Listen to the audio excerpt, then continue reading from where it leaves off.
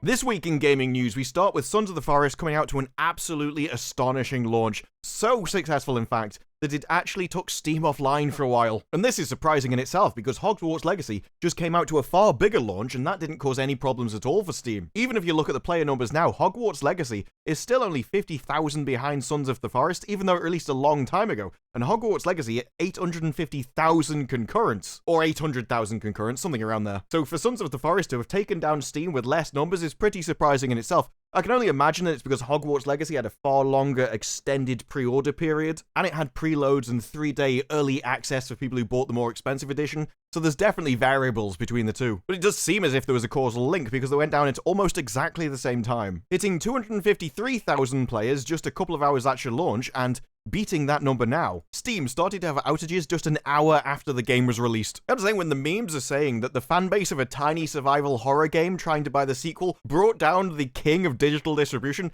they are not wrong. Because you can see what the Forest numbers were. Now, this had a very heavy period of early access, but even when it says it was released, we're talking around 20,000 players, and that increased as time went on to peaks where it was even getting like 40 or 76 at its maximum. But it got more popular as time went on until we hit the sequel, where everything exploded. So I don't think anyone was expecting these kind of numbers for the Sons of the Forest, considering how well the Forest did. And while it has done, with selling 2 million copies in its first 24 hours alone. And bearing in mind, that's with it being another early access game, because they said they didn't want to delay the full release until later on again, and so they decided to just release what they've currently got and patch it up to release like they did the first game. And whether you're for or against that kind of release style is a different argument, but you can't argue with the fact it was a massive success. And it does show that people must have been pleased with the way they handled the Forest initially, and seem to be with this one itself, coming in with 18,000 very positive Steam reviews, and that's of 2 days ago, with the updated figures being 39,318 positives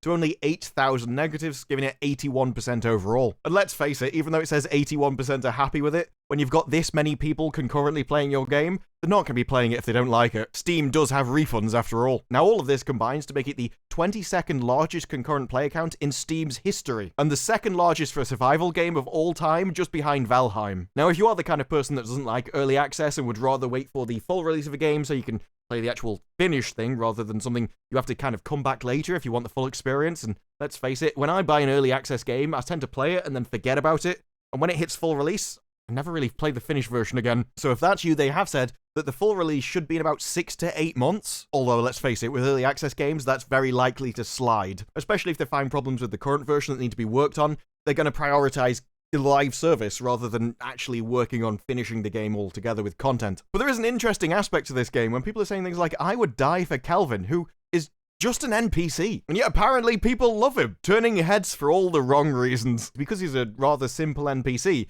they've come up with reasons why and said he's injured. So it's supposed to be a reason that you have to give him specific instructions to get him to do anything. The problem is, that's not exactly how it's been working for them, as Kelvin often does what he pleases, including toppling your hut, starting wildfires, or giving you the thumbs up before just sitting down. For instance, we get to see this clip from Aqua FPS about exactly what Kelvin will do when you're not paying attention to him. He will completely destroy your entire base. What does that sound? Very informative.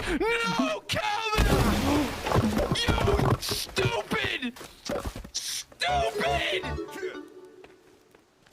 This is exactly. You know what it's like, you've built a home and for some reason decided its entire structural integrity should rely on one single bit of wood. Well, Calvin might just come round and annihilate it and end up like this. So it could be that Sons of the Forest releasing in early access has actually given it some kind of Bethesda-type quality, where yes, there are major flaws with it, including some of the main characters, but for some reason people just think it gives it that extra charm. Next up, Hogwarts Legacy continues to smash through every chart it's put in, coming out as Warner Bros. Games' biggest global launch ever, selling 12 million units and making $850 million in its first 2 weeks. And obviously the Warner Bros. Games president is absolutely thrilled and proud to see it. He doesn't talk about being shocked and surprised, which would have been my main emotion in that position. It's like, look, I thought the game was good, but I didn't know you'd like it this much. And of course, in any article about Hogwarts Legacy, there's always these little paragraphs of going, this is in the context of the ongoing culture war. Because game journalists have never seen a bar of integrity that they don't want to just try and limbo underneath. But Warner Brothers has different plans for the game.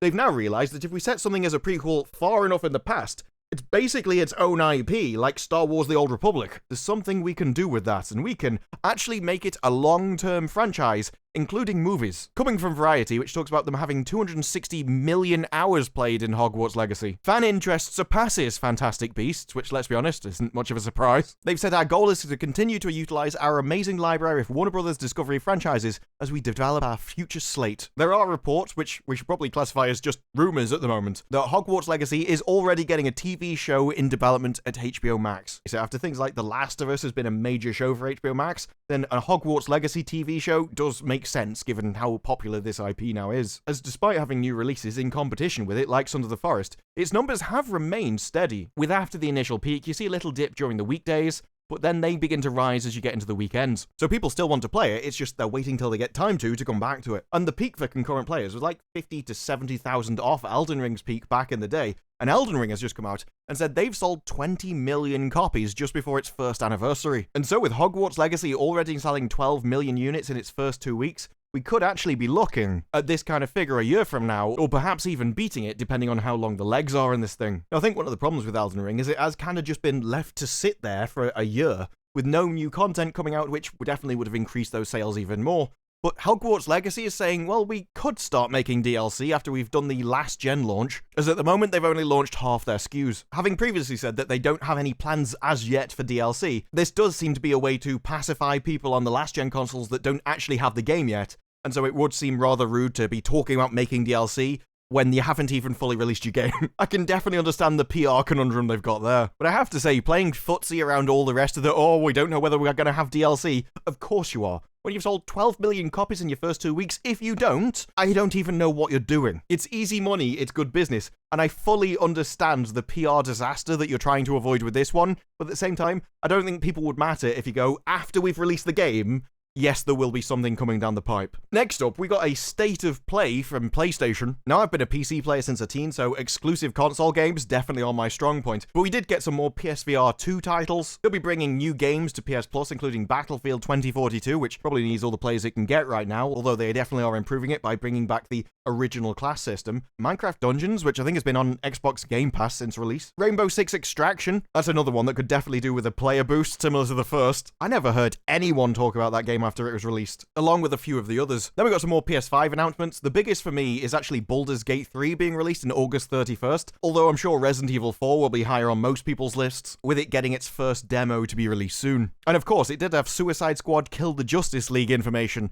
which didn't please many people. We already saw what you did with the Avengers, and now you want to try the same thing with it coming out as a live service. Definitely had a few people sighing when it came to the monetization strategy they've chosen. After that, we had Call of Duty doing some of the worst messaging I think they've actually done with the game, saying, oh yeah, we are releasing a full game this year, but it's going to be an extension of Modern Warfare 2. Bearing in mind, when Modern Warfare 2 was about to be released, I think everybody was happy. They were like, okay, we're going to take the next year off because we want the game afterwards to be a massive game with lots of changes. And now they're like, no, actually, I think we'll go back on that. And this is a PR mess for them, because if everybody thinks you're skipping a year and like the idea, if you want to then start selling them a new game, you're going to have issues, because they weren't ready for it, and so I think they're trying to drip feed information to get people used to the idea over time. The issue is, reports suggest that 2023's COD was originally going to be premium DLC, rather than a full-fledged game, and the answer for that is probably you can charge more for a full-price game. What did we used to pay? Maybe like £30 for a full-on expansion to a game? That's far off the $70 that COD will be asking for theirs. Now, all of this comes from Bloomberg, so this is going to be a brand new game that carries over the old maps and modes from the previous game, likely to give the impression that it's got more content than it actually does, and it's going to feel just like Modern Warfare 2 does, because it's the same game, basically. What it sounds like you're going to get is just maps and modes for the previous one. Okay, that's a DLC, mate. What you've got there is Overwatch 2, and that wasn't a sequel either. All it sounds like is a DLC or expansion pack that suddenly they've got really greedy about. So instead of taking a year off to give it more time and effort to provide players with more value in the long term, instead, they've decided to give players even less value than they do normally. And I think when you're desperately trying to respin expansions as extensions, you have really put your foot in your mouth. And largely comes down to Activision being really keen on changing people's perceptions over time. And normally I'd say I don't think you stand a chance on doing that, because people were so happy that you were skipping a year in the first place. But this is Call of Duty. And if there's one thing Call of Duty has proven, is that they could release anything every year and people will still buy it. And if that happens, you're going to find out developers start finding out how far they can push it before people get annoyed with them.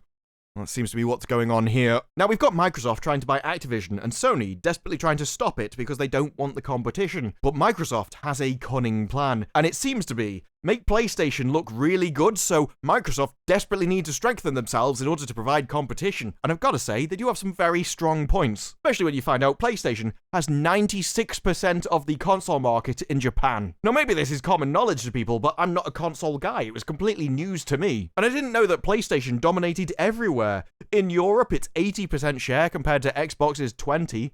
Globally, it's 70-30.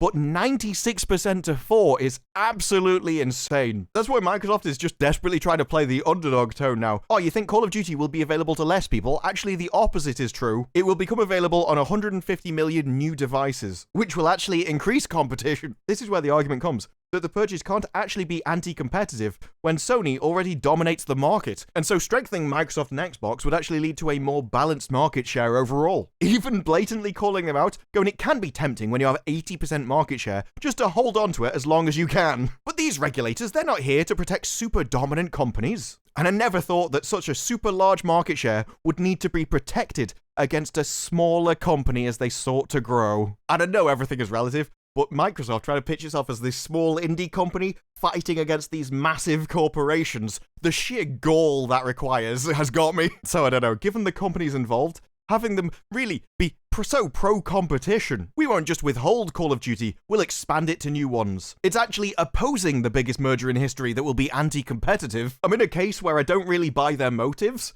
but I do think it's an incredibly strong argument, even if it is entirely farcical when you look at the numbers involved. But those are just my thoughts. What are yours? Let me know what you thought of any of the topics down below. Like the video if you like the video, subscribe for more videos like this in the future, and I will see you in the next one. Bye-bye.